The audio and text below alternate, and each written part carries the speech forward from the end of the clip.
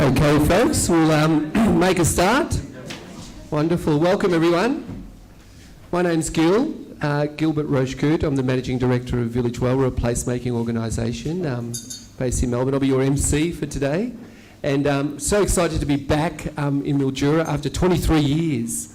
So I did a little bit of placemaking, and I'll tell you that story later, 23 years ago. But yeah, welcome to the first Regenerative Communities Forum. How about some noise? Yes! Great, you're amazing in the team. Well done. So this is amazing, going to be quite an extraordinary day. We're going to take you on a little bit of a journey into what regenerative communities, and the essence of communities are. And regenerative is about putting back more than we take out, yeah? And that's what the future's about, putting back more than we take out. And how do we do that together? We're always better together. So a couple of well, first I'd like to acknowledge the traditional owners of this land, this sacred land, and just acknowledge to the traditional owners past and present. And also the traditional owners are the oldest wisdom keepers, yeah? The oldest placemakers. And they have a deep sense of place. So I always have a little dream that one day in Australia we'll have the oldest continuous wisdom on the planet that will meet the youngest multicultural community on the planet, yeah? Amazing story. It puts a chill up my spine. And I've had many elders. We work all around the world. We've worked with 1,000 communities over 30 years. I've seen a lot in my time. I used to have an afro. I lost that in Dandenong. That's another story, winning disco dance competitions. But importantly today, it's about the passion of place and how do we, put people first, yeah, and planet first, and what are those tools and processes? You're going to hear from some extraordinary speakers today who have what I call a collective wisdom, yeah. There's always two principles I always say that it's so important for communities. Is that first, that the wisdom lies in the community. Everyone agrees? The wisdom lies in the community. It's a big principle. And number two, it takes many hands to create a place, yeah? It takes many hands to create a place. So we can do it together. And I think this is why I'm excited, because we're working in Africa, in Europe, in Japan at the moment, in Asia, projects all over the place, but we're seeing the same thing. Isn't that interesting? People wanting together to be connected to their place and to be authentic. So very exciting day lined up. Don't take too many notes. You're going to get all the videos. Sounds good? So you'll be sent a link with every word. I know some people will write about 100,000 words today, and that's okay, but don't get too stressed. And also, toilets are over there on the left, tea and coffee. If you need a break, walk up, no problem, stand up. So on that note, I'd like to, before I start, I want to give you a little welcome actually.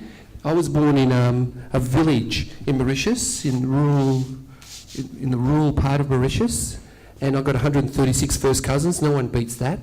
I just want to get that right now. No one beats 136 first cousins. Pretty good, isn't it? First cousins. And so I'm going to get you to stand up. A little bit of a welcome. Don't worry, this won't hurt. No looking in the eye or anything. No touchy-feely. Not yet. So I want you to just bend your knees. Beautiful. This is a little welcoming from Mauritius. That's it. And your hands start to move like that. Beautiful. John, you get this? Yeah. Right. John's my brother. He knows exactly what I'm talking about. We're all brothers and sisters. So what I want you to do, and repeat after me with a lot of passion, and then the drum will just come in. I'll just do it once, and you just keep repeating. Chugga, chugga, chugga, choo, choo, chugga, chugga, chugga, choo, choo. Let's go. Chugga, chugga, chugga, give it a choo, choo.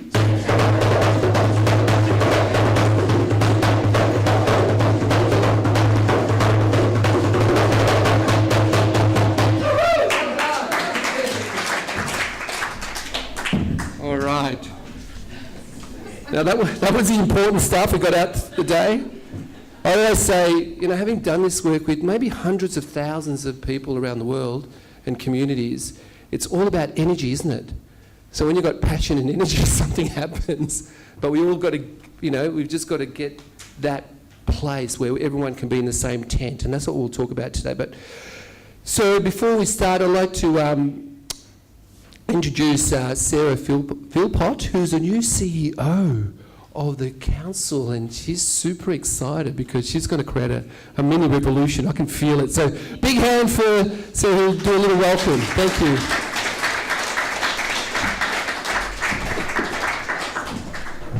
Do you want to speak on that? Or yeah, I'll speak on that, thanks. Morning, everyone. Morning. Do I need the drum? Do you think I should have the drum? Definitely need the drum. It's at this point I have to swap glasses, so I'll no longer be able to see you in order to read my notes. So apologies for that. If I'm looking vaguely out in the distance, that's why. So firstly, welcome to this Regenerative Communities Forum and to these great gardens. This was on my really early list of places to visit, and being able to find Sturt Desert Peas and wander around this place. It's just an amazing space to visit. So I feel like when we talk about energy, this is a great energy place, and I feel like we're very fortunate to meet here. I'd also like to acknowledge the traditional custodians of the land on which we meet and pay my respects to their elders past and present. And I'd also like to acknowledge, if anyone present today is Aboriginal or Torres Strait Islander, I'd like to also thank you for your care and custodianship of your culture and heritage. And I'd also like to acknowledge Councillor Helen Healy, who's here with us today, and the Department of Health and Human Services, who provided the Council with this package, a drought preparedness and support package for mental health and wellbeing. So that's been an important part of being able to make this happen. So today's forum's part of a series of events as part of the Regenerative Communities road trip, which started yesterday with a session in the Mildura. Now, I wasn't able to be there, but I've heard that at Lake Kallalarain, that there were about 150 people there, and again, a great conversation, really good energy, and obviously buoyed by the recent announcement about drought funding, which in itself is a great example of people, power and energy, a great example of a community taking up its power and advocating strongly for what it needs in a time of adversity. The trip will work its way through the Mildura, Mildura, Nangelock, Oyen and Murrayville over the next few days, and we'll see a series of speakers talking about innovative farm practices, community strength, and most importantly, building on opportunities. And that, I hope, will really be a flavour of what we hear about today and over the next few days, which is all about what's possible. And I think that there's great storytelling in that, but also a chance to hear about people's experiences and learn from each other. So the road trip comes about because of strong partnerships with key community groups and individuals, Mildura Landcare, Oyen Inc and Neighbourhood House Murrayville. And the intention of the road trip is to build on and support the many great strengths that exist in our communities. And as I said, it's about building on capabilities, celebrating and thinking about those possibilities. So today is going to be a bit of an incubator style with lots of different panels, and those will focus on regenerating communities. And we've already talked about that importance of sharing knowledge, of working together, understanding people's skills and also harnessing energies to get even more amazing results. And there'll be lots of examples of community-led projects which haven't only created community assets, but also built connections and created community pride. An example's Oyen Lake, which will be discussed in the People Power panel session. And in my first week as CEO here at Mildura, I visited Oyen and was given a tour of this great town, and that included the lake. And to see this space, this place for the community that's been created by community for the community, and to hear members of Oyen Inc and the Lake Working Group talk about their achievement was an early highlight of my time here. And to me, it was a real example of, again, the community taking up its power and that value of persistence and taking the long game to create a place that will leave a legacy for a long time. So I'm looking forward to popping into Oyen as part of the road trip over the weekend. The forum today will also see us explore the impact of diversity on community life. So my experience in other councils has demonstrated that communities are very much the richer for welcoming people of all different cultures and different groups. So my last role was at Port Adelaide Enfield, and that, like Mildura Rural City Council, had many, many different cultures and different community groups and languages. And we were the richer for it, and that's my sense in Mildura also. So just as an example, in Port Adelaide Enfield, in the Kilburn area, there was a strong Afghan community. And not only did they lead rich and positive lives, they also had an influence on our city because there were just great restaurants and food choices as a consequence of this different community. And likewise with an Indian community, which led to many festivals and celebrations of culture. And all of that made us a richer and stronger place to live and to enjoy. And here in Mildura Rural City Council, we've got over 70 different cultures. And if you go to the Alfred Deakin Centre, you'll see the flags of all of those countries laid out.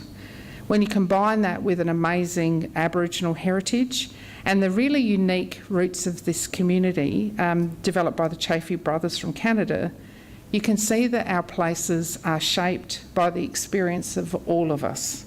And that as we come together in community, we each bring our experiences and our knowledge into this place and make it ours. I've been really fortunate to have worked with communities in local government for a lot of years, and over that time I've worked with some well-off communities, but also some really disadvantaged communities. And just as an example of when I was working at Marion Council in Adelaide, we worked with a section of the community located around a really run-down reserve called Raja Reserve. And what we decided to do there is, instead of just assuming that we and all of the other agencies who were in there working with people, whether that be police or justice or child protection or whoever, instead of just saying, well, we know what's good for you, we really took a strength-based approach in working with that community. And we asked what worked for them, what they needed to live better lives, how they wanted to work with us and with each other, and basically just got out of their way. And that resulted not only in a new place that the community created for itself, but also this community decided that the most important thing for them was being welcoming. And so they set up welcomes to new arrivals in their areas. They buddied up with everybody new who hit the area. And they also decided that shared meals were a great way for community to come together. So all of that's done and determined by the community. So the reason I just reflect on that is we know that communities often identify with local places, but places need to meet their requirements and their needs. And often there's great strength and connection, resilience and capability embedded in a community that we as agencies will often see as a bunch of statistics. And they're not statistics, they're people living lives in community and in places. I was recently at another forum here in Mildura listening to a video where one woman made a really salient point when describing her life experience living in poverty. And she said, "This is not a powerful story. This is my life." And I think when we work with people, we need to remember and respect that they have ownership and agency over their lives, and remember that they're not only powerful stories. They are those, but they are people's lived experiences. And for me, the Regenerative Communities Road Trip and this forum are all about that. They're about exploring and celebrating people's experiences, creating a sense of hope and optimism, and really enjoying the knowledge and learnings that we can take from each other. So since starting at the council only 2 months ago, so I've been here 8 weeks and living in Mildura for 9, I've been really conscious of getting out and meeting everybody across the community. It's a big area, so there's lots of roads to travel to do that, but it has been delightful to be able to do that in my short time here. And one of the things I keep talking about in my team, I'm sure they're sick of hearing me bang on about it, is that as council and as council staff, we're in and of this community too. We're not separate from it, we're part of it. And we need to help create something that's even more amazing by being part of and acknowledging that we're people in this community too. Our vision's to be the most livable and people-friendly community in Australia, and I see that our work in coming together around events like this and the other road trip forums provides us with that great chance to celebrate our strengths, to recognise the possibilities, to learn from each other, and to be part of building an even more exciting future together.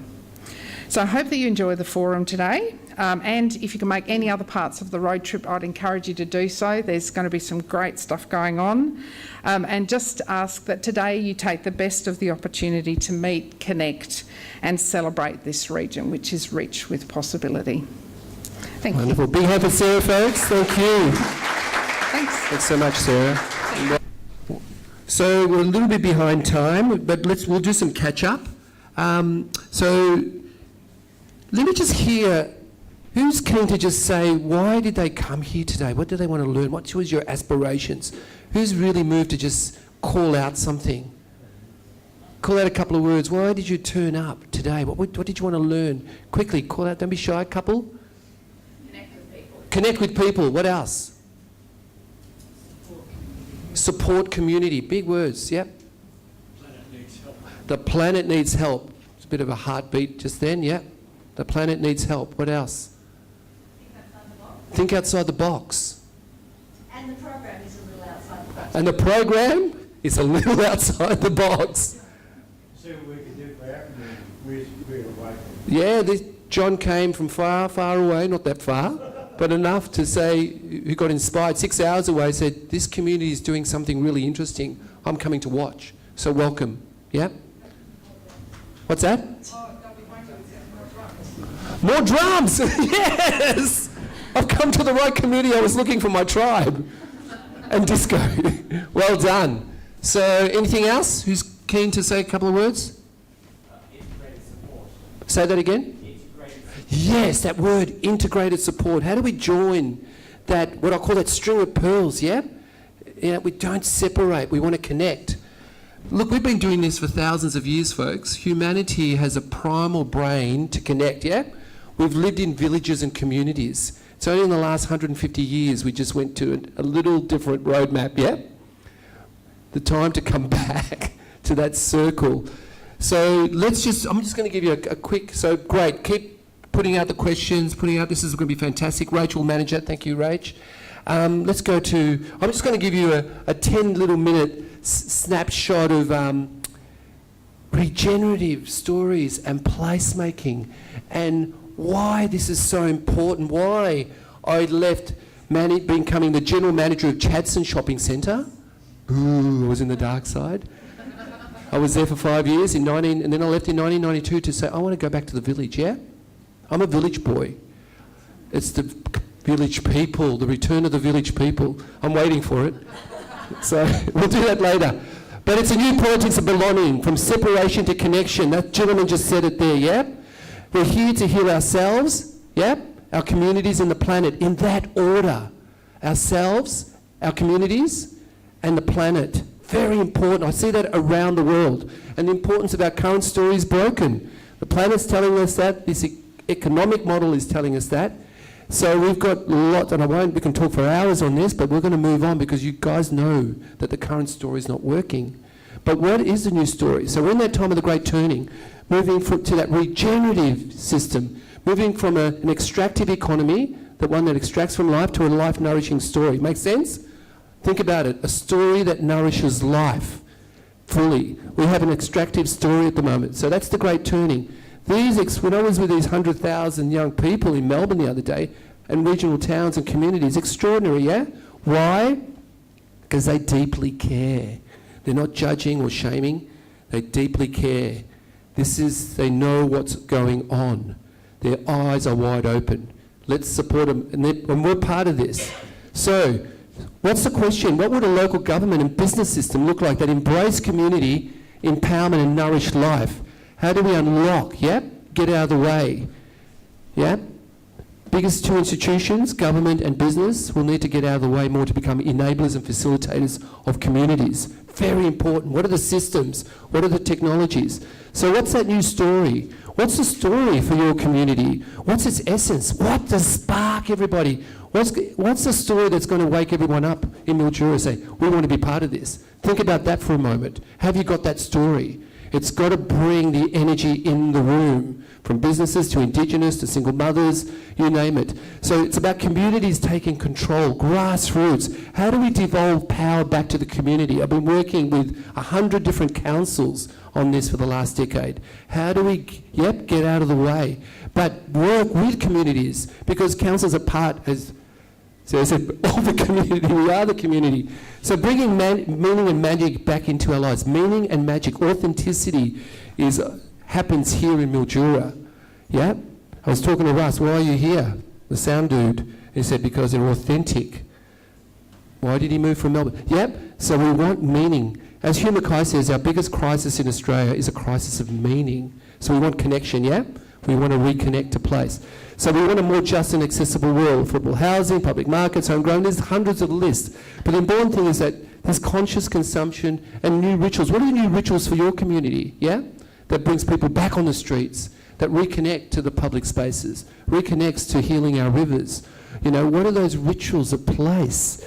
And what are the dimensions of the commons? You'll see this word, you'll all become commoners in the future, not just citizens, yeah? Because the commons is going to be the key thing in the future around protecting the commons. And what I mean by that, our public assets, our topsoils, our water. You get what I'm getting to now? Fresh air, all of these things. How do we tap into sunlight? The commons, yeah? Regenerative, that's the key word of why you're here. I've worked with 1,000 cities around the world. Streets as places, public asset as an anchor. How do we make our streets safer? How do we work with our local businesses? How do we, stop businesses closing? How do we build that localism, yeah? Strong local economy, build resilience, very important. And how do we get representative democracy through participatory democracy? Kitchen table conversations. Talking to Tegan just before, is she in the room here? Anyway, there she is at the back. We're talking about that word. The Indigenous people have the word Dadiri, yeah? Dadiri, which means deep listening, yeah? Deep listening and connecting to the mob. So how do we connect? How do we bring people back to kitchen, to all these key areas of engaging? New work environments, regional cities. If you want to keep your millennials and your Gen Z, you're going to have to be very sophisticated and urban, believe it or not, yeah? Because you're going to have leakage. They're just going to leave your town if you don't make it sexy, yeah? It's a good word. We need to make our places more sexy. I like that word. But that's for, young people to stay and have connection for work. 60% of global manufacturing in 2050 will be local. Global manufacturing will be local in Mildura. That's a radical statement. But with artificial intelligence, 3D printing, think about it, yeah? Everything will be able to be made here. Radical change. New ways of working, new ways of thinking, but make sure we're protecting our place and our essence and our spirit of place. So new business of business. We work with a couple of hundred of these locally owned small businesses, place-based. They give back to the community. The rise of third places. How many great third places do you have in Mildura or in your small towns? Great little piazzas, great streets, great parks, yeah, great libraries. You've got to have the third place. That's where people meet and connect, yeah? And they have the power of free. Remember that word, the power of free. The importance of beauty attracts. The best 50 regional towns when we research in cities in the world, 20% people stay longer and spend 25% more in those towns because of what? Because they're beautiful and attractive and energized, yeah? Great food, art. See what I'm talking about now? Culture. Bring it on. Beauty attracts. I like sticky places, lovable places. So human-centered technology, how do we make this part of our culture, in terms of using technology for the human good, capacity to unleash creativity? I can talk for an hour for each of these slides. I'm going through them in 3 seconds flat because we don't have a lot of time, Rach. We're trying to catch up. So when you see towns like this, crowdfunding, communities coming together with their super funds, my super fund, your super fund, put it together, right? And then we go up and buy the main street up. That's what they're doing in the US to fix up the empty shops. Isn't that amazing, yeah? These are the sort of integrated approaches that communities, out of the $1 trillion of super funds, less than 1% is put into Australian communities, less than 1%. We needed to make at least 2% of our $1 trillion, yeah? See what I'm getting to? So these are amazing. So do you have a place resilience plan? Understanding the system, asset mapping, you know, strength-based approach, creating a shared story that everyone gets a spark. You know, we need to spark businesses, Indigenous, young people. How do we get that collaborative governance, the town teams, which Dean's going to talk about soon, and show you a model? What are those projects, the small wins around water, food, and let's celebrate all that, bring it together in an integrated approach. Place resilience will be key, and we need to create a culture of yes for our citizens who work in councils that really build that sense of, like, when you pick up the phone, they say, yes, we can do this, we'll work for you. So councils become enablers and facilitators, yeah? For the common good. They speed things up. And the importance of transition towns we've been working with around Australia. There's about 5,000 of these towns around the world, one of the fastest movements of, you know, making sure they're prepared, but doing it in such a profound and positive way with food and workshops, collaboration. And this is one of my exciting, who's heard of this? The Beehive. Isn't that exciting? They just got a 100,000 grant. They'll probably get $1 million grant in the next couple of months. Think of Uber and Airbnb for community, right? Airbnb and Uber, and all the profits go back to community. Community cars, community Airbnb, community food swaps, and the list goes on, yeah? Community share, Google it. Every community should have a Beehive. And they've got a free, you know, you can get all the IP, they'll give it away. Importance of place. Remember place. Remember that the big moves, creating a culture as empowering citizens, mobilising creativity. How do we empower citizen-led placemaking? Because ultimately there's the glimpse in the future. All the things I've just spoken about that we've got to spend a whole day on. The regenerative story is in this area called place. If you start with people in place, you get people in place. If you just start with money, it'll just be about money, yeah? But you have to start with people in place to get people in place. If you start with just infrastructure, you'll get infrastructure. If you just start with planning, you'll just get planning. Very important principle. Changes the game. So, last two slides. I got into trouble here 18 years ago by planting my verge in North Coburg, putting a chair that got stolen 5 times over because, you know, the Italians and the Greek guys come in the middle of the night and just pick it up. But all those old people sat there. They loved it. We gave away our food, our eggs, our chickens. We had a little playground on the other side. We got fined twice. We were on the front page of The Age. It was an illegal act of love. So get out there and do illegal acts of love. That's the key of this message today. You're going to hear some amazing people. And I didn't get put in jail, but guess what the good story was? 6 months later, there was 5 verges, yep. And people were sharing food and, you know, potluck dinners. You know, the old Italian ladies and Greeks, they started to meet. They thought it was illegal what I was doing. Of course it was illegal. It doesn't matter. Now it's a policy for council, 17 years later. So another world is not only possible, she is on her way. On a quiet day, I can hear her breathing. Thank you very much. That just gives you a little taste.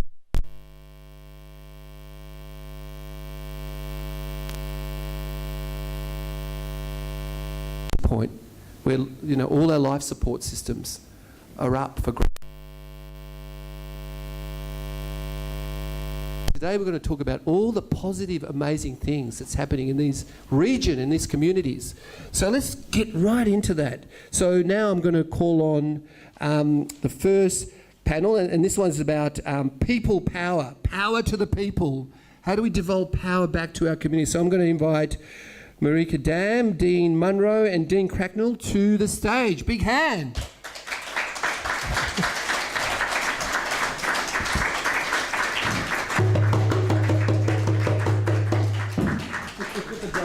Have a seat for now. Beautiful.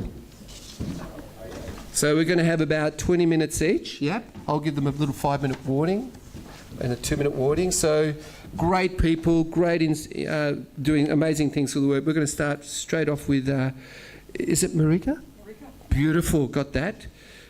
My name's actually Gilbert, but it's easy when I say, when I lived in Dandenong, it became Gilbert very quickly. Gil. That's a story. But Marieka's been doing some extraordinary things in volunteering. It's something I'm very passionate about. And one of the key words that really stood out for me, Marieke, was like, we help people build the type of community they want to live in.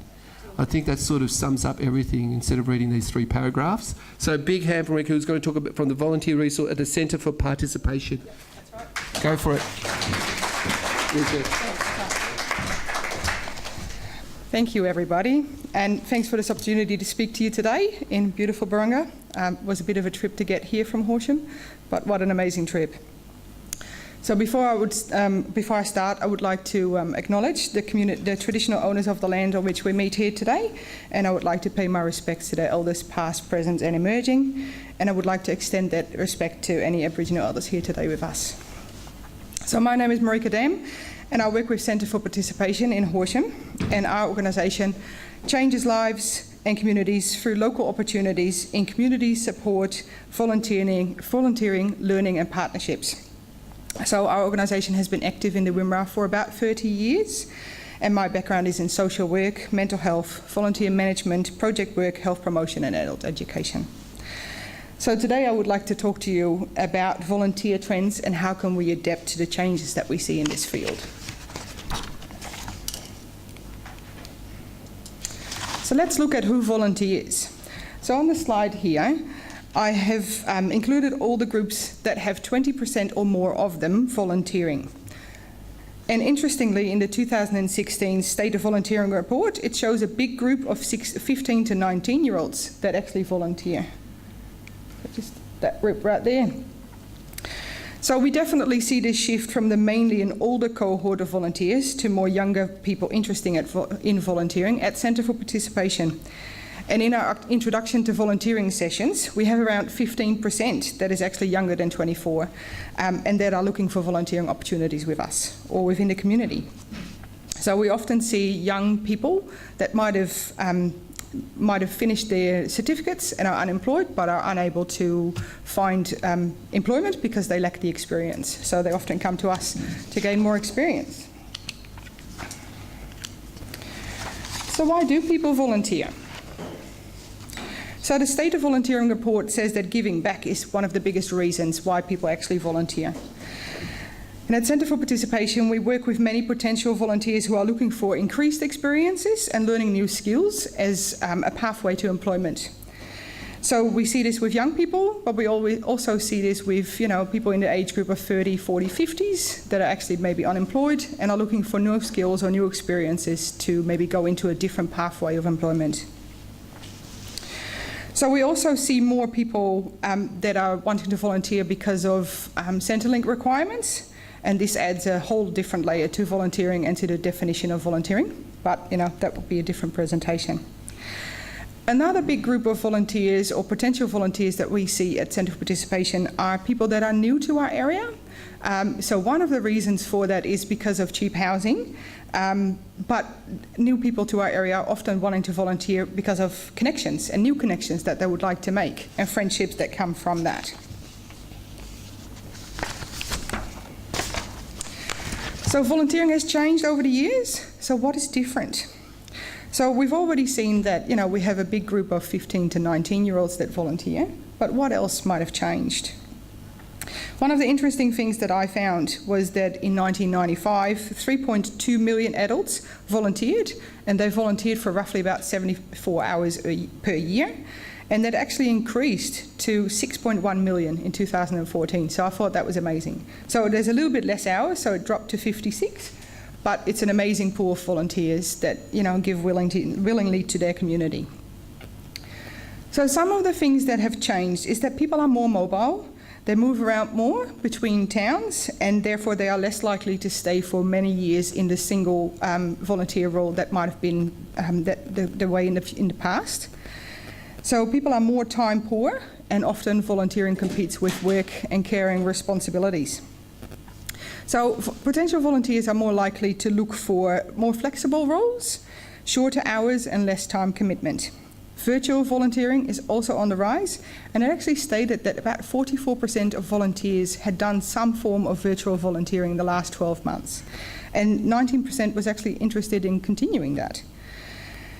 So also one of the things we found is that people under 24 years of age often find their volunteering roles online, compared to maybe the older cohort that often gets their volunteering roles from word of mouth or from a personal approach as well. So online volunteering platforms such as Seek Volunteers and Go Volunteers are increasingly being used by many volunteers, and I must say from a VIC point, it's been very helpful to have things online and to be able to track the inquiries that are coming in as well. So that's been very helpful. So in the past, our main cohort would have been retired or semi-retired and looking at giving back to their community and to do something while they were no longer working. So now we also see the younger person looking to either gain experience for future employment opportunities, or who believe in a cause that would like to make a difference. So think, for example, about the climate change movements at the moment and how many young people will volunteer for a cause that they are very passionate about. So some of the benefits of volunteering. So here you can see the benefits of volunteering for organisations, but also about how organisations actually see that for the volunteers coming in. So things that are important are impact and making a difference, feeling good about volunteering and helping others, and therefore also the helper's high that they get from that.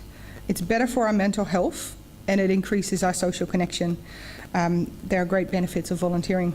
And others might be to gain practical skills for employment or for future career pathways, and to keep busy if people are no longer working or want to go into retirement. So there's also some barriers, of course, to volunteering.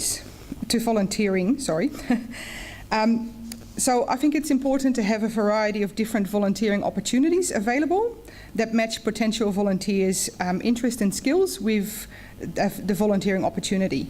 So what you can see here is lack of appropriate opportunities. Often they don't match. So often what the volunteer is looking for is not what the volunteer position or the volunteer vacancy might actually be offering them. So we need to match them. Another important one that we hear a lot is about out-of-pocket expenses, and that people are worried about those. So I think it's important to ensure volunteers that volunteering should be cost neutral and that it shouldn't cost them anything to volunteer.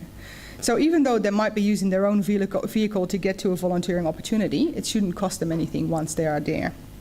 And I think one of the things we can do as volunteering organisations is to make sure that they are aware that there is reimbursements and that we are responsible for, the financial sides of checks and stuff like that, to kind of alleviate that anxiety around the cost of volunteering, and maybe pocket that myth that people can't afford to volunteer. So another interesting barrier is, of course, access. And I was actually surprised that the state report showed 7% said that access was an issue. In rural areas such as the Wimmera, and I'm sure Mildura and rural New South Wales are no different from that, where there's no access to transport or very, very minimal. And I think that's a big barrier. So we might have to look at how it restricts people in their volunteering opportunities and how we can assist them and think outside that box. So, and of course, volunteering can compete with work and family commitments, and that is one of the main barriers that is being given. So people are time poor and only have so much to give. So why should they give to your organisation? So what makes yours stand out?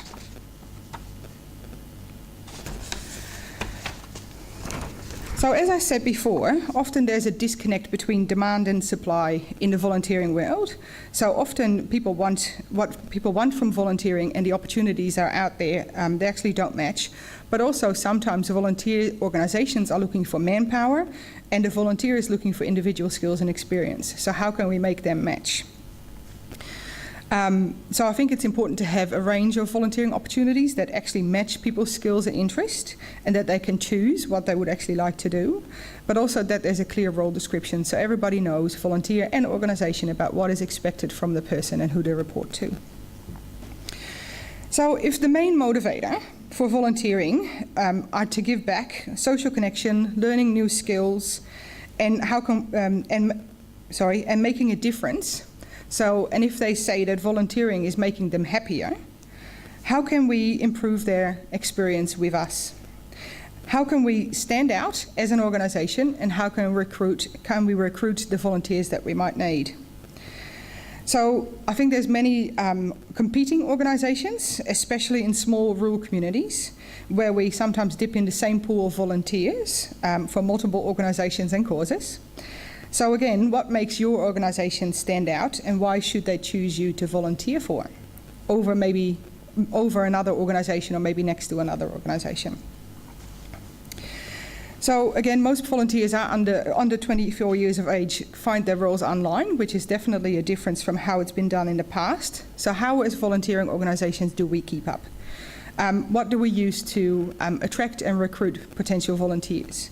So things like Seek Volunteer, Go Volunteer is of course important, but there's also other Facebook, social media, apps, local notice boards, and if you want to specifically target groups, look for maybe the areas where they come together, such as universities, social clubs, libraries, community groups, youth spaces, high schools, scouting clubs, young leader groups such as Rotaract. I think that's an important one as well, because they kind of have that youth leadership and they want to give back, and they're often looking for causes.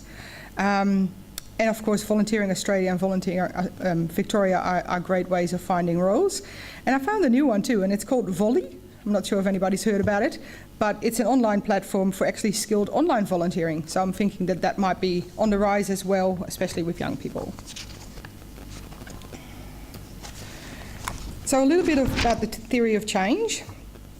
So the theory of change hinges on defining all the necessary and sufficient conditions required to bring about a given long-term outcome. So it uses backwards mapping, requiring planners to think in backward steps from the long-term goal to the intermediate and then the early-term changes that would be required to cause the desired change and outcomes. So I'm just going to use our Learner, Driver, Mentor program that we run at Centre for Participation here to just give you an idea. So for example, this is a Learner, Driver, Mentor program where we match young disadvantaged youth that might not have supportive networks to help them to gain their mandatory driving hours, and we match them with volunteers. So the strategic goal could be to assist young people to gain mandatory supervising driving hours before they can go for their probationary licence. The inputs could be hours, mentors, cars, training and dollars. And activities can be the supervised driving hours, occasional professional driving lessons with instructors and mentor training. Outputs could be mandatory supervising driving hours gained, and the outcomes could be that there are more licences for younger people that otherwise might not have got them. But then the impact could be that there's more opportunity for employment, education and social connection for these young people in their local communities, and the ability to fully engage and participate in those communities. So why the theory of change? Because it's important to measure impact and how volunteering can make a difference, and that is one of the biggest motivators to volunteer. So let's look at impact statements. So how can you word what is important and different about your program, and why they should volunteer, and how the volunteer can make a difference within their community? So imagine that they don't know your community or your organisation. So what is it that your program does? Who does it? Where is it done, and how? So you have to set the stage, but also be straight to the point and keep it short. So there are many ways to measure impact, but impact statements are a great way to make potential volunteers curious about your volunteering opportunity and wanting to know more. So what is the difference they can personally make here? I just want to show you a couple of examples. So this is an impact statement about the LTP program, so our Learner Driver program that we run at Centre for Participation. And it says, change your life, supervise a drive. 1 hour a week can give a young person positive options for their future. Check out LTP, become a mentor. So it tells potential volunteers what, so they supervise a drive, where, in a car, how, by becoming a mentor in the LTP program, who, for young people, and then the impact. So to give positive options for their future, and that could be by licensing, they have more opportunities for education or work, and they have better social connection within the town that they're actually living in. And we've heard before that, you know, sometimes in rural areas, it is the young people that actually leave. But if we give them more opportunities, they have better reason to stay. So another example of a impact statement is this one for our good governance program. So it says good governance creates stronger, more cohesive and more resilient communities. Trained volunteers skilled in governance are matched with community organisations, and these volunteers act as mentors over 12 months, working with the entire committee or board on a systematic, tailored approach to empower the organisation and facilitate good governance. Enhancing governance, strengthening community organisations. So again, what is actually being said here? So skilled volunteer mentors are creating stronger, more cohesive and resilient communities. Where? It's actually done with community organisations. How? By working with the entire committee or board on a systematic and tailored approach. Who? So trained volunteers that are skilled in governance. And of course the important one, impact, enhancing governance, strengthening community organisations. So we've talked about changing demands and change demands for volunteers, and their needs and expectations are now different from what they might have been in the past. We've talked about the change in their ability to commit, time constraints, and their competing work and caring responsibilities that might be a barrier. So we need to change our recruitment and our approach. So we need to look at what makes us stand out. What is our impact? What is the difference that we are making? What is the difference that a volunteer can make via your organisation or your opportunity? So I would like you to think about this. In a competing world, what makes you stand out?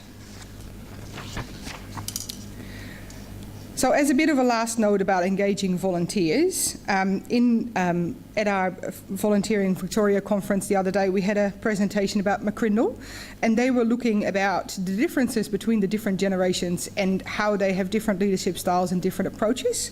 And I thought that was quite interesting because we're going from maybe the baby boomers to Gen X, and now we're going more towards the Gen Z and the new one, which is Gen Alpha. So how are we actually approaching them, and how are we engaging them within the volunteering opportunities, which might have been very different, like we talked before, from the generations that we had in the past. I would also like to say that we are looking forward to working in the volunteering space here in Mildura in the near future, and we will be talking to Rachel about, you know, how that might look too. But for now, I would like to thank you very much for having me speak to you today. Wonderful. Big hand for Marieke, folks. Wonderful. Thank you so much. No worries. Yep. Wonderful. And we're going to have some Q&As, after the three speakers. But let's keep it rolling. We've got lots of amazing speakers. Keep putting out those questions, folks. So let's get Dean Munro up on the stage. He's the co-chair of the Oyen Lake Working Group, and it's a great story of how this extraordinary lake has brought the community together. So big hand for Dean, and tell us a great story. Thank you. Firstly, I'd like to remind everyone that I'm actually a farmer, not a speaker, so if it does get a bit fuzzy and I get a bit lost, that's the reason behind it, and I'm not sure if that's going to roll automatically or I have to do it myself because I didn't put it together. Just a bit of background on myself. Dean Munro, fourth generation farmer from Oyen. I've been 100 years on the same property. We now crop about 25,000 acres, so born and bred in Oyen. Married with a couple of kids, and the whole family volunteers from time to time in different projects. My background in probably the first volunteering job at a club, I got sucked in to be president when I was 19 years of age at my first AGM of anything I'd ever been to in my life. Walked in blind and walked out with a job, so that's where it all started. Since then, I've held positions in the fire brigade, basketball of course, tennis president for 8 years, Third Body, which runs the golf and the tennis club, football clubs, golf and tennis associations, and currently with the Oyen Lake as well. I'm here to talk about the stuff that's happened at Oyen, and my experience is more around projects and club-based stuff instead of general volunteering, so that's, I suppose, where I'm coming from, so that's what I'll talk about a bit today. First thing I'll talk about is the Oyen Lake project itself. give you a little bit of background with that, in 2001 our entire area up until 2001 was channel fed from the Grampians with water. So every block of land, every 600 acres for 150 kilometres in most directions of Oyen was channel fed from the Grampians. So there was hundreds of thousands of megalitres lost in seepage and evaporation, which was just a waste. Our area got piped in 2001, which is probably one of the best things that's ever happened to our community, which has guaranteed us water on farms and also in the small communities. But with that come a loss of recreational water and environmental water. We went from a pond of water at every 600 acres to nothing in our entire catchment, not one drop. So with that, there was a few farmers got together. We were really worried about losing that asset to the community, and we thought we'd try and reinstate Walpiup Lake, which is about 15 kilometres out of Oyen.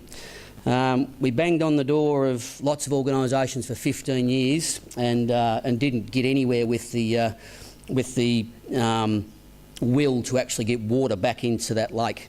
Not being a township and no easy economic tie to actually getting it back there was almost impossible to get a grant.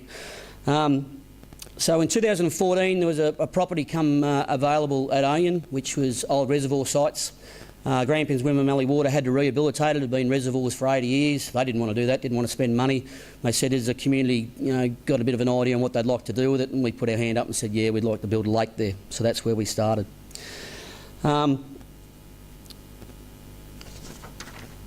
It was a fairly exciting time.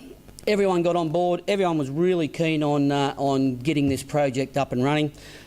A lot of old people in the community said, well, good luck with it. There's been 4 committees trying to get a lake up and running in Oyen for the last 60 years and no one's ever got it off the ground. So I was a bit concerned straight away that we might have been barking up the wrong tree. But a bit of a perfect storm happened. When the pipeline got piped in 2001, it was all about saving water, saving water, saving water, no open water. We need to make it as good as we can possibly do it. When the Southern Mallee Pipeline went through, they realised that they'd really lost an opportunity with the Northern Mallee Pipeline to actually have environmental water and lakes and just general water use for all sorts of things, environment and everything else. So with that recognition of the stuff up in the first one, the new CEO come on board, a new engineer come on board, and there was an opportunity to actually change what they'd buggered up the first time round. With that, the local engineer at Horsham was an ex-Walpiup boy next to Oyen. Luke O'Sullivan was the chief advisor of the water ministers at the time, Peter Walsh, in his ear, pulling his ear, saying, come on, we need some environmental water at the Northern Mallee. And we had a bloke that had a heap of dam building equipment that had him sitting idle doing nothing in Oyen at the time. It was a perfect opportunity and all the ducks lined up for us to have a crack at building this lake. We had $0 in the bank. We scrounged $35,000 out of the local speed lines clubs and Walpiup Lake and that sort of few dollars. So we scrounged together a business case, put it all together and said, righto, let's have a go at building this. We started asking locals to help out in various different ways. We got a surveyor to come up from Melbourne, ex-Patchy boy who surveyed the site. A Qantas captain flew up in his private plane with an engineer from Melbourne to see how we'd build it and design it for us. Things like that. We tapped into all our local knowledge and our local ex-members to actually get things up and going. The first estimate was about $750,000 to build this lake. So, oh, that's not too bad. We should be able to do that. We hop in and do a bit ourselves. We gained a grant of $500,000. So we thought, wow, with a bit of in-kind, we should be able to get this project up and going. That's when a few problems started happening. We lost all that equipment. The company, in the time it took us to get the plans up and the red tape ticked off, the actual company that had all the machinery went into liquidation. So we lost all the machinery. That became a real issue for us. We went back to actually the Mildura Rural City Council and used their grant writers in Russell Murphy, and he came up with an application for another little bit of funding, which we picked up later on. But going back a step, the first $500,000, they gave us $500,000 cash, but they said, right, you have to match it dollar for dollar. And we've got about $300 in the bank at this stage, thinking, well, how are we going to do this? So we said, look, we'll promise to give you $100,000 cash. We'll gain that out of the community, no worries at all, which we did in the finish. But we said we'll do $400,000 in kind. They just laughed at us. No, at all levels, at state, federal and council, thought it's not possible to get $400,000 worth of in kind. And I'll tip on that, how we actually got going on that. they said, you're going to have to prove how you can come up with that. So when we still had the machinery there, I sent a text message out to every contact on my phone and said, look, we've got all this machinery. Who can give us some time to actually build this thing? Come in and run these machines. Within 48 hours, I had 2,500 hours promised to me of people that would take 2 or 3 weeks off, come out, or they retired, or they just want to learn and get tickets, and that was part of it. We're going to get people trained up. So 2,500 hours promised in 48 hours, just off my contact list alone, not the rest of the community. So that's where we knew we had a huge buy-in with what was going to happen. So the second grant we picked up, which was 765,000 out of the federal, so we've got about 1.2 now. But with that, we had to build some toilet blocks and some barbecue areas, footpaths, lighting, power to the spot, and boat ramps. So it wasn't just the lake. So I thought, right out, we've got a bit of a fight and fund, away we go. Off to tender, run by Mildura Rural City Council, with a very watertight plan. It was very detailed, probably over-detailed in the finish, as it turned out. And the first tenders come back between 2.8 million and 5.7. Bit of a rumble went through the whole system. Thought we got 1.2 million in cash, 2.8's the cheapest tender, can't work. So that was Christmas 2017. We thought we were actually dead and buried at that particular time within the actual project. I don't know whether those are turning over, are they or not?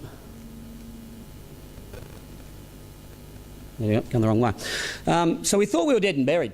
So what we did, we went and had a bit of a talk to a local engineer at Grampians, Wimmera Mallee Water. We engaged a fella that come through and built the first lot of pipelines, who actually married a local girl and shifted to Gippsland, and he said, I reckon I'll knock a fairly good hole in that for 500,000 or 600,000, which is what we thought it should have been. And we got those two blokes together, a 75-year-old and a 78-year-old. We locked them in a back room and we said, right, don't come out until you've got a solution that's going to work for us. They simplified the contract. They looked at everywhere a contractor would actually take advantage of the contract, and they pulled bits and pieces out, added bits in, made it as simple as they possibly could. We went back to tender through Grampians and we picked up a contractor that would do it within our budget, which was absolutely huge. The main thing I want to add with that is the volunteers never gave up. At no stage did they think, well, we can't get this project off the line. Typical volunteer group, they thought, well, there's a roadblock there, let's see if we can get around it over to here and we'll work a different way, and that's how we went about it all the way along.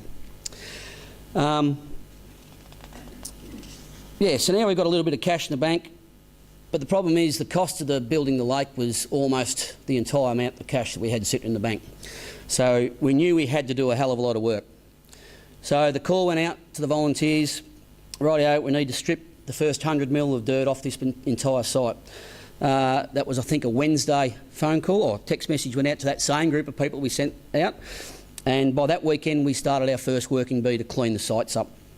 There was 2 scrapers brought in, a tractor and a blade, a Kato, a dozer, 3 loaders, 8 trucks, and then a water truck. All volunteered, all donated to the lake. So we worked for 3 weekends. We took 15,000 cubic metres of topsoil off the site that we needed to strip so we could actually start the creation of the lake. And we were quoted about 150,000 to do that by a local contractor. At the end of that 3 weekends, it had cost us approximately 8 or 9 slabs of beer.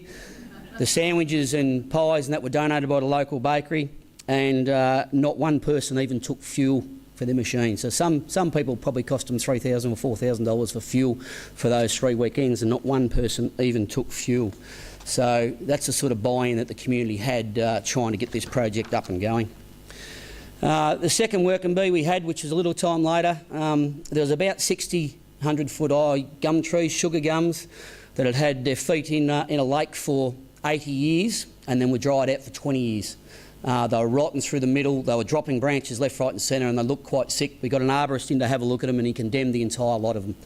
So we had to remove those. Again, a quote was ridiculous to cut those trees down. We got someone who knew another bloke who come in with a chainsaw and felled them all to the ground, and then the community come in like a heap of white ants and basically cut them up into 8-foot, 10-foot lengths with loaders and chainsaws. And I'm going to say we're as safe as we possibly can, but when you've got 15 chainsaws whipping around and loaders, it does get a little bit scary when you start handling that sort of stuff. But again, the numbers was 4 loaders, 15 chainsaws and a dozer there that particular weekend, and 400 tonne in 2 weekends was chopped up into blocks, and most of it was given away to people in the community, pensioners and the like, that were paying for wood and couldn't afford it over, so we gave most of the wood away to the actual community.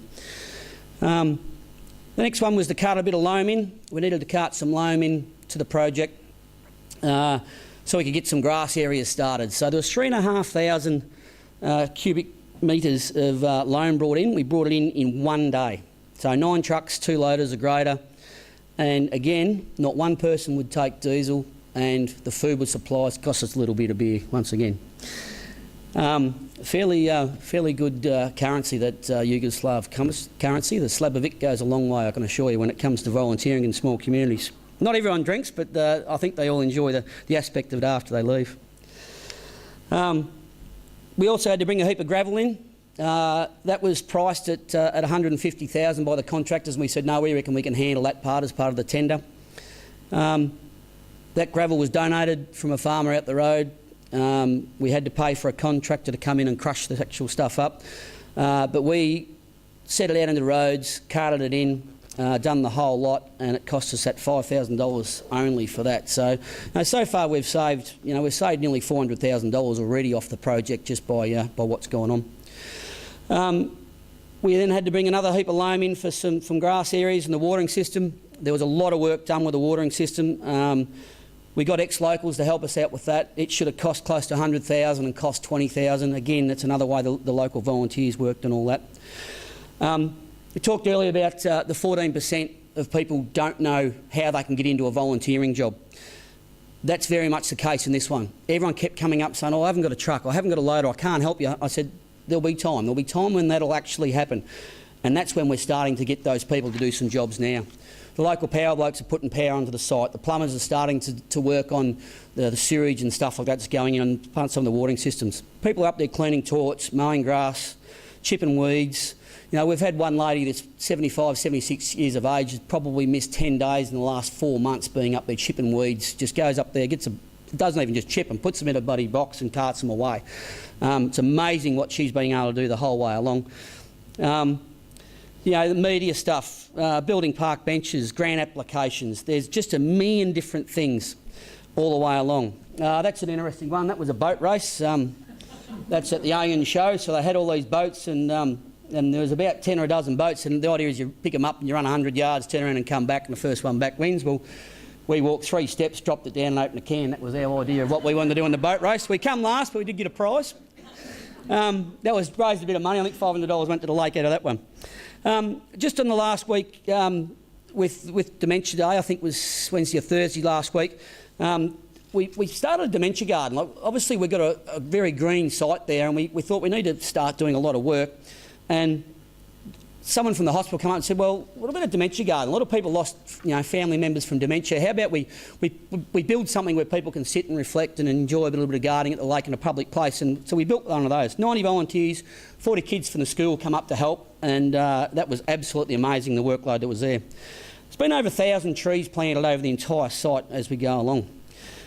So far, and I'm sure we've missed heaps of it, 3,500 man-hours or person-hours has been donated so far that we're actually aware of, so absolutely huge. We've got a heap more stuff to deliver, a heap more playground and everything else, and by December 1 we should be finished everything we promised the state and federal government. For our $1.2 million starting point, we're going to have about $2.8 million worth of infrastructure on the ground, on time, all finished, which is pretty huge. Ian's been proud with this sort of stuff for a long time. The Golf Tennis Club we built in 1982 the same way, using our own tradies. The community centre the same. The Ian United football club rooms, we started with $100,000 in the bank, and it was $1 million was the quote. We built it ourselves with our own labour and our own chippies and our own electricians, free of charge working. At the end of the first year, we owned it and had $50,000 in the bank, purely with community buy-in. It's huge to have to actually do that. That's the best way you can build anything. Communities and committees need to turn over. You need to make sure if you're on a committee, you get to the next committee meeting and you've been there for 6 or 7 years, turn it over, get some new people in. People want to volunteer, they don't know how. The best way you can do, go and ask someone.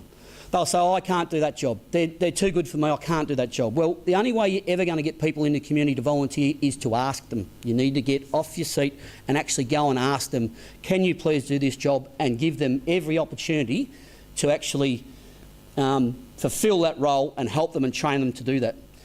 You can't afford to squash ideas from volunteers. Sometimes they come up with these wacky ideas that are just completely left field, but you've got to let them run with it. And you've got to let them get to the stops and the things that are hard for them, and then overcome that as part of their skill base. People always ask, why do you volunteer? It's as much about giving back to the community as it is being selfish. You enjoy everything that goes along with volunteering. And for me personally, it's about making a stronger community. Oyon's a very small place, and small places across Australia have been going backwards for a long time, and it's very important, being a farmer, if I want my kids to come home and the farm, we've got a strong and vibrant community for them to live.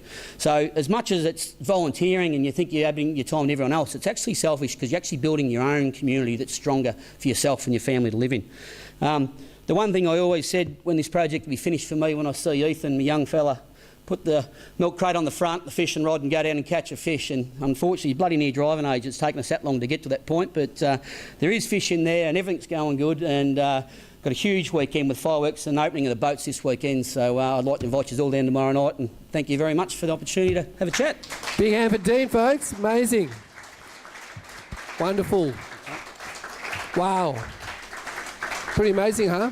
For the community, by the community, owned by the community. We've done it for thousands of years. That's how we built our places. So bring it on. So amazing, the magic of a slab of beer and pies. God, I want to remember that. I'll use that as my secret weapon. Let's bring on Dean Cracknell, an old buddy, a mate. Amazing work. I think the town teams is one of the most extraordinary processes of bringing community together in the world. Go for it, Dean. Bring it on. Big hand for Dean, folks.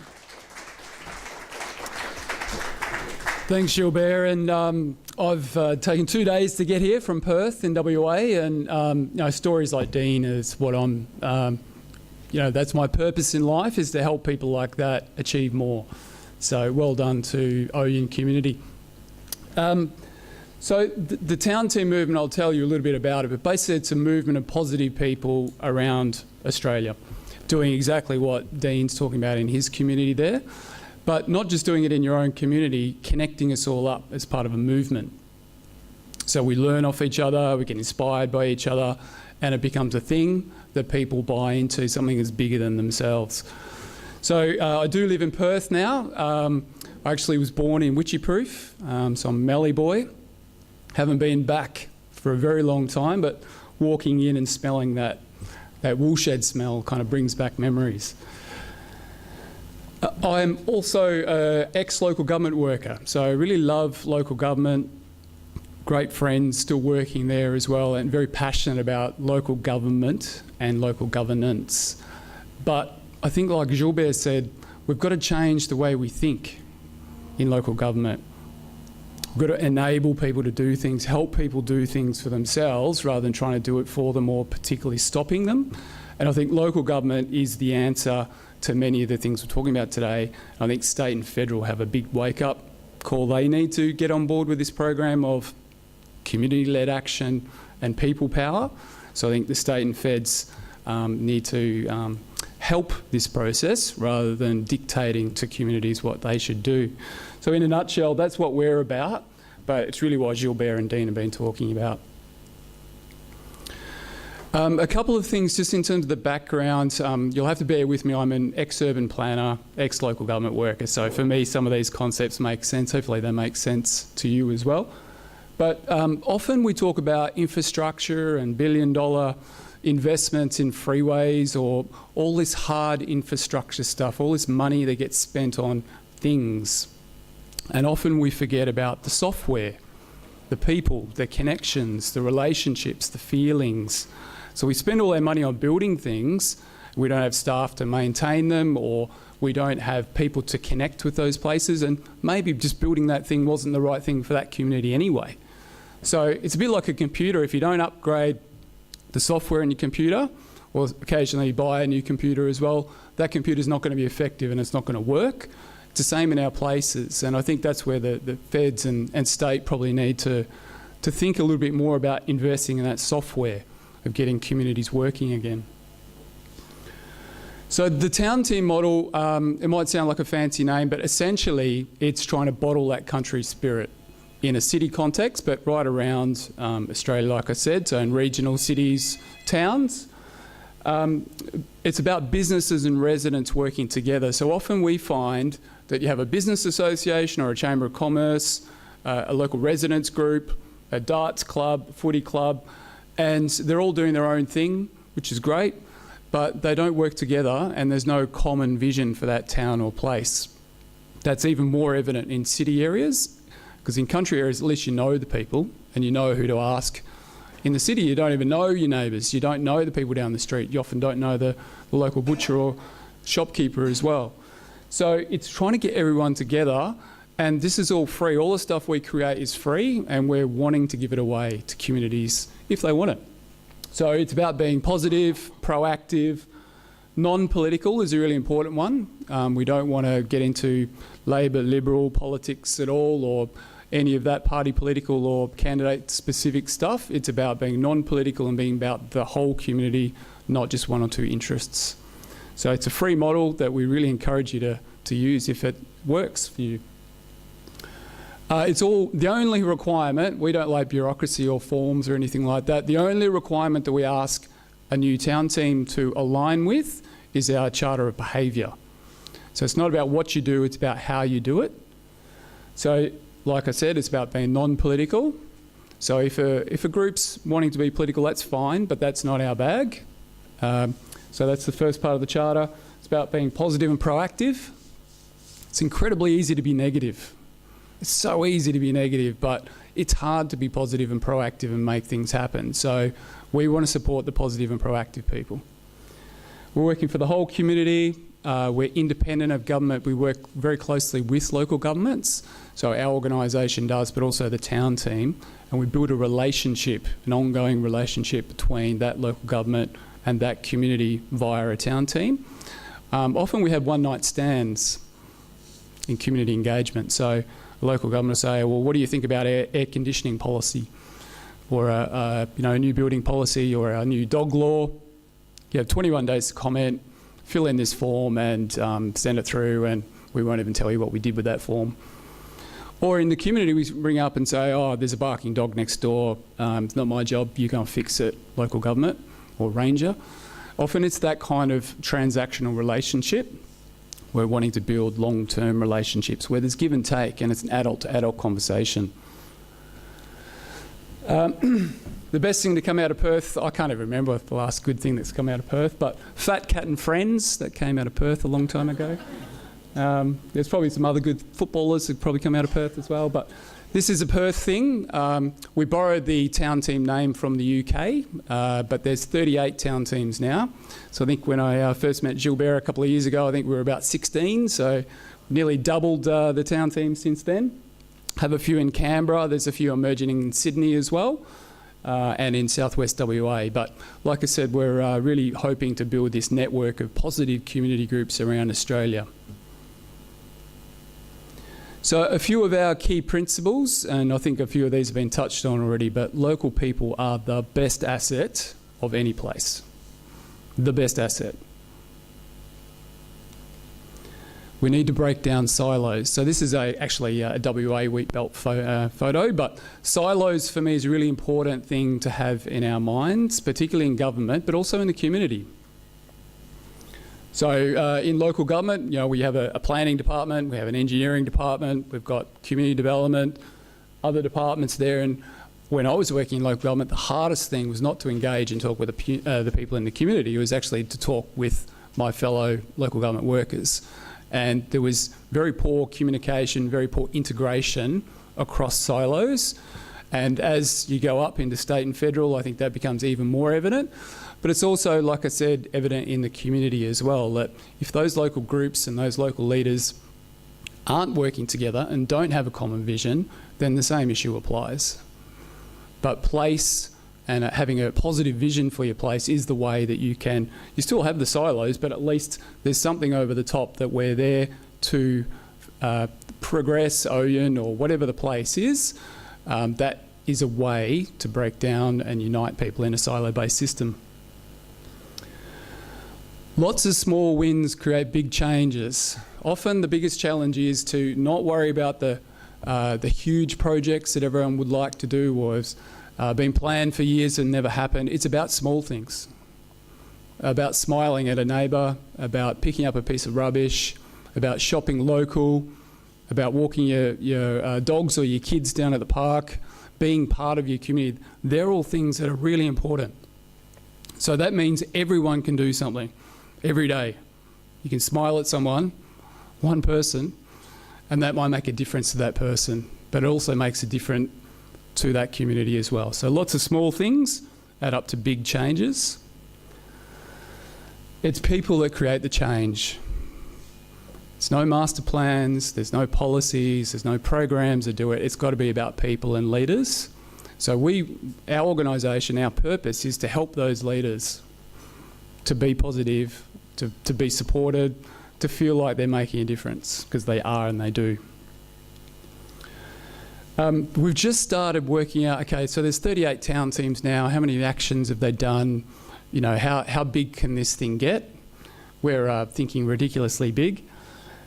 So this started 10 years ago. So I didn't start the first town team, but I was a volunteer in the first town team for 5 years. 2009, we had 1 or 2 town teams to begin with. Like I said, there's now 38, and it's starting to take off because people are identifying with a movement. They want to be part of a movement. They want to be part of something bigger. So we reckon 1,500 actions in the last 10 years, but last year there was over 400 actions with 34 town teams. So if we could get to 100 or 500 town teams, imagine how much impact that would be in numbers. But really, we don't care about the numbers, it's about the impact. And if one action done by one place is important to that place, that's better than 100 actions that may or not be relevant for that community. So it's not about numbers, it's about the way people feel about their community and about the momentum that they can drive. Like I said, I've talked about relationships. So I'm not an expert in relationships, but it's really about having adult-to-adult relationships. And in city areas, this is really tough because you don't know people. Like I said, there's transactional relationships every day. It's hard to get beyond that and build those long-term relationships. But that's the goal of a town team. So town teams, like I said, I think Dean said that every 5 or 6 years you probably want to change over in your community. You don't want the same people there for 50 years. But the town team or that institution and the local government can have a long-term relationship. Even if people on both sides come and go, you can develop trust, rapport, respect between a town team or a community group and a local government on a long-term basis. That's important. So creating your own bank of skills and resources. So often we go into a community and go, oh, that's all well and good, but we're not Oyen or we're not Perth or we're not Albany. We can't do that. So what we try and do is say, well, okay, let's work out what skills and resources and connections that you have in this place. We never go into a place and say, well, I'm from Perth, I think Mildura needs this. We've got no idea about Mildura. You guys are the experts in your place, but we can provide some support and some learnings from other communities to find out ways that might help you. But having a skills list, a skills bank is really important. So this person might have a ute and be able to drive machinery. That person might know accounting. The person over there might have a skill in building relationships. Other people might be great with kids, running activities. All those skills are really important. And the same with the resources. You might have a shed that's available, you might have some tables, might be a DJ set in the back shed somewhere. All those skills and resources are opportunities for you to create your own projects. So instead of coming up with a project and then going, well, how the hell are we going to do that? You can actually start the other way around and say, well, here's all our skills we have in our community between us all. Here's the resources we've got, and here's the connections that we have to schools or to community groups or to Indigenous owners, and let's come up with a project based on what we've got. And that's a bit of a hard one to get your head around, but once you do get it, it means that you don't have to ask for huge grants. You can actually just mobilise your community and your resources and your connections to create a project or an idea. Coming up with the ideas is easy. How do you prioritise them? How do you actually deliver them? This is one way that we've found to be quite effective. So it's working out, is that idea or project easier to do or harder to do? And it's not to say you discount the harder ones, but in terms of prioritising, it's good to get some wins on the board. So let's prioritise a few easier ones, and then let's maybe work on a few harder ones as well. So easier and hard could to do with money, or it could be to do with time or resources needed to deliver the project. And then work out, is it going to be a higher impact for our community or a lower impact? So this is a way that you can kind of work out and prioritise in your community group or in your volunteers about what we're going to do. So there are lots of ways to do this, and I'm not an expert, but I can pass on knowledge, and we provide all this knowledge for free that we've learned over the last 10 years, that 38 town teams are making up as we go along a little bit, but we can pass that on to other communities that want to do the same thing or something similar. Just coming back to the Mallee again, I've been learning about Oyen and Walpyup and Mildura and Witchy Proof and all those things from my dad for years. So he's been saying that communities have been doing this stuff forever, for thousands of years. We have done it, we can do it, and we will do it. But now it's just about making it happen. So thank you very much again for the opportunity to come back to the Mallee. Thanks. Well done. Thanks, Dean. Always inspiring. Well done. All right. Wasn't that amazing to start the morning, huh? Any quick takeouts before we look to the questions? What just really, couple of call-outs. What did you take from those three speakers? Well, like if you had to take out a couple of things, what was some really, apart from the beer and, which I think is a great incentive, I'll remember that. Anything is possible. Anything is possible. Thank you very much. Anything is possible, yeah? We're the ones we've been waiting for, right? Always a tingle up my spine when I say it. We are the ones we've been waiting for. What else? Start with people. Yeah, just start with people, like Dean's saying. Yep. Start with the energy, the people. Start with... What's that? Yeah, start with where you're at. Some of that community bank stuff we're talking about, like Dean. Yep. And what the other Dean, the two Deans, they're right behind each other. The other Dean's got your back, Dean. Welcome back to your Mallee mob. Yeah, exactly. Anything else? Really powerful statements, huh? These are principles, deep principles we're talking about. Over to Rach. We've got a couple of minutes. What were the questions that were asked out there? Oh, look at that. There they are. How can we inspire that small community energy and investment from volunteers we see in larger regional communities such as Mildura? Wow. So any key questions there that you'd like to... Let's just start with one of them, huh? How about we start with that one? How can we inspire that small community energy and investment from volunteers we see in Oyen in larger regional communities such as Mildura? Come up, speakers, and who'd like to give it a shot? We've only got 5 minutes for this, unfortunately. It's maybe a quick 1 minute each. Like, what are those takeouts? Thanks, Russ. And then we'll have a break and some food, guys. I can start first if you like. Yep. I think the first thing you do is ask. You've just got to ask people to do something. Tony Dean's a friend of mine who's taken on the president's job at the Mildura Football Club, and she was worried about volunteers and whether they had enough. And I said, "You've just amalgamated your junior football club. There's 500 volunteers. That's an untapped wealth. You've just got to ask people." Ask, beautiful. Thanks. And I would agree with that, and especially to tell them then what impact they're going to make. What's the difference? Why should they be involved within what you're doing? Love it. Impact. Follow the energy and passion. So back in someone with a crazy idea, help them achieve that, and then that'll bring more people out with crazy ideas as well. And sometimes those crazy ideas actually work. Wow. So what's that last question? What's the most effective way to shift to silo thinking to whole system thinking? How do we break down some silos? You start, Dean. I think that's the real challenge. It takes some time and it takes strong leadership. I think. So we are seeing that local governments are now doing this. So it's pretty inspiring for me because I've been talking about it for a long time.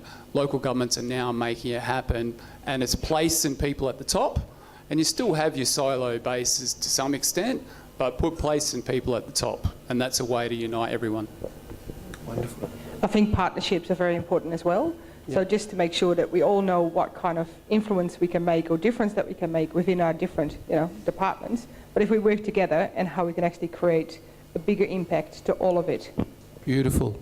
Yeah, look, I'd agree. Relationships is the main thing. People always come up and say, oh, I want to do this, but who do I need to talk to at council? Who do I need to talk to at Grampians to get that done? And I said, well, just come on these committees and you learn. They all come and talk to us. You get that relationship over a period of time working with groups. It happens easy.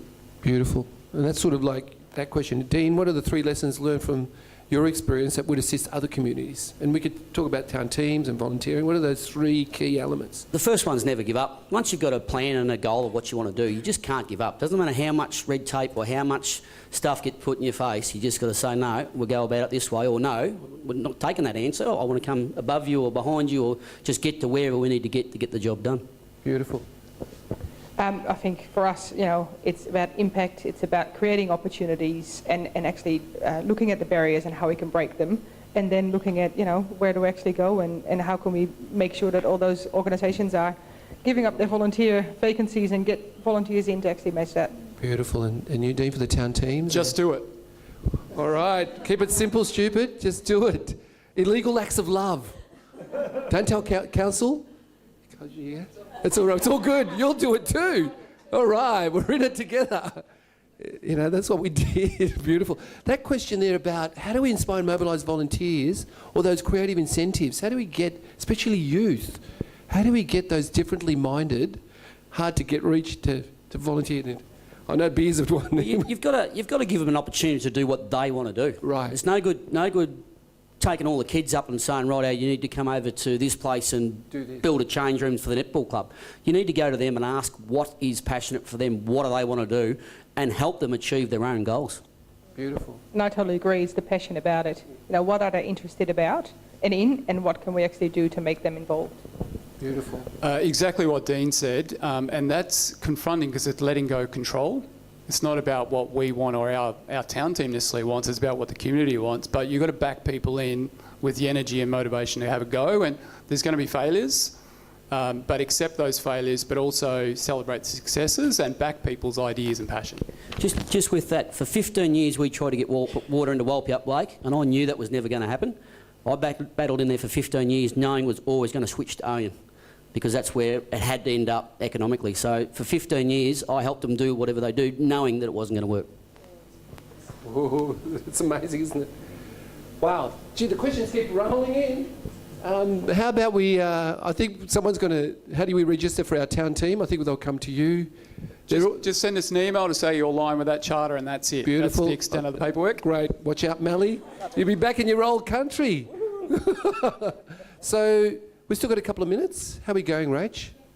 3 minutes. Well done. We caught up. This is the best speed question answer I've ever had in my life. Bring it on. Maybe that's what we need. Fast, hey? Bang, bang, and disco. Dean, what do you think, Dean C., what do you think starts and perpetuates that feeling that we can't do anything to fix our community because the government doesn't give us any money? Yeah, that's a really hard one. We've got these stories in our minds that we can't do it because that's the local government's job, and we have to change that story to it's our community, let's have a crack. Yeah, beautiful. Did anyone else want to add to that? Well, they never give you money. You've got to work bloody hard to get it. Show me the money, work bloody And hard. also, if the community's involved, it's ownership. That's right. Yeah, there's skin in the game, yeah? That's the thing. We've got skin in the game, and where the energy, go follow the energy, I always say. I'm always sniffing. I do like a energy pulse check. Where's the energy in the place? Where's the vibe? It's like you're sniffing and working out who are the characters, yep? Which you guys do all the time. There's a few characters here, so it takes zealots to create places, yeah? Zealots, yeah? We need the zealots. We're all zealots here. So that's a good thing, I'm going to say. You're all great zealots. That last question, by the end of this year, Northern Mallee leaders will have 180 plus alumni keen to be involved in the community. How can we connect better to maximise this cohort?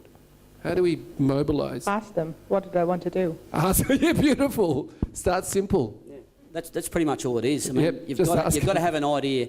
You've got to have an idea, and then you've got to have people to run with it. So those leaders are obviously been involved and want to do it, so you just need to give them an opportunity. And promote it too. That's what we want to do, is promote proactive local governments and proactive communities and celebrate those stories and send it around the world. Say how good you are. So, Dean, just continue. That last question is always a sexy question at the end, isn't it? How do you get through council regulations? With commitment and love. I knew the love word would come back. Love. Big hand for Dean. Love. Find some loopholes, but find some champions, because you can do lots of things, and often local governments do need help to change. But if they're getting attacked and they've got negative people out there saying how crap they are, they're not going to change. If they've got positive people who are out there for the right reasons, then you've got a much better chance for that system to change. And like I said, it is changing in Perth, so I can speak with authority that local governments do get it and are getting it. Beautiful. Yeah, it's pretty easy for someone sitting at a desk in their job to do their portion and no more. And quite often, getting through council regulations is no different to that, or state or water boards or anything else. You've just got to, once you get that no, it can't work, you've got to go round to their boss or to council or to councillors or just somebody else to get the answer that you want. You don't have to take that no for an answer. If you think it's the right thing to do that council should be involved in, you need to find a way to make sure someone in council agrees with you and pushes that along. And the last question to all of you, 10 seconds each. What's one pearl of wisdom you can give the community as a takeout as they move forward? You start, Dean. Volunteering's such a simple thing. You just need to give people opportunities, and when you give them opportunities and back them, it's amazing what can be done. I think partnerships, impact and relationships makes a lot work. I think it takes one or two people in this room to go away and actually do something. And it really is only one or two people, and then other people will jump on board. When they see you're actually having a go, they'll jump on board, but they won't lead it. So it's up to you guys to go out there and make it happen. The first follower. Google the first follower. It's unbelievable to have a look at that, and that's exactly what we're talking about here. Google the first follower. We are the first followers. We're going to have 15 minutes break. How about we give a big hand for these amazing people?